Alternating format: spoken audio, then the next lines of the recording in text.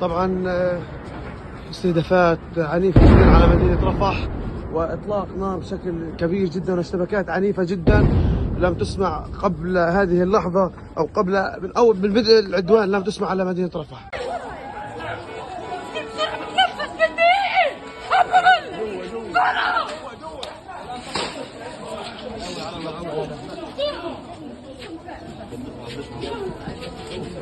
مش في حاجة، فقدوا سكشن. يلا وير واي سكشن سريع. ورا، ارجع ورا.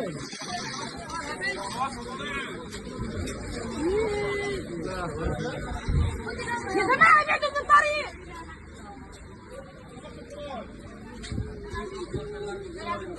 يا عم تتنفس، يا الله يا الله، ليش والله الدكاترة يا عم تتنفس.